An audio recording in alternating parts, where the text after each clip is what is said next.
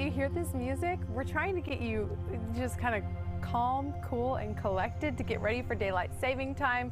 Welcome back to Morning After, everybody. I'm Jenny Ann Chondo, and this morning we're bringing in Dr. Mona Stone, the owner of Stone Surgical Arts, and the topic of the hour is sleep as we prepare for a weekend where we lose an hour. Good morning, Dr. Stone. Good morning. How are you? I'm great, and I have to say I am feeling well rested. Sleep has been something that has been something I've worked on over the years because I worked a shift where I got up at 2 in the morning for more than a decade. So then you have to kind of recalibrate. For people who sort of wear it as a badge of honor, like I only sleep 4 hours a night, or I'm so exhausted. Can you explain the health implications of that? Absolutely. So I actually treat a lot of patients who come with sleep issues such as TMJ disorder and sleep apnea. So sleep has a huge effect on our overall health. How we sleep at night affects directly how we function throughout the day. So health implications are very many. Our mental health, our physical health, our cardiac health are all affected by sleep. So it's very important for us to get a good night's sleep. And when you throw in that wrench, when you have that transition time, especially with daylight saving, oh boy, we got to do something. We got to do really anything that we can in order to help with that sleep and that transition. So let's talk about best practices for sleep. You're saying these are best practices regardless of whether you're losing an hour. Starting off with enjoying that bright light, that natural sunlight during the day. What does that do for us? Absolutely. So natural light is perfect because it actually suppresses melatonin. And melatonin is good when we want to sleep, but when we want to be awake and have that energy, is not something that we want too much of in our sleep. And natural light, especially throughout the day and exposing ourselves, just like I am here, it really helps with decreasing and suppressing the levels of melatonin.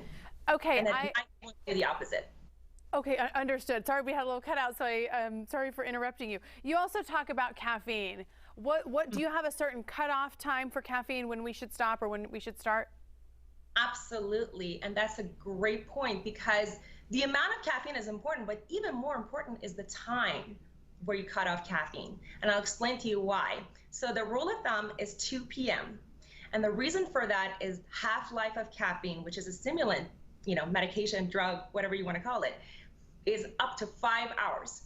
So what happens is, say, for instance, you take a cup of coffee at 4 p.m. that has about 100 milligrams of caffeine. At 9 p.m., you're still going to have about 50 milligrams of that in your system, and you don't want that. So 2 p.m. is optimal. Oh, I've never heard somebody explain why.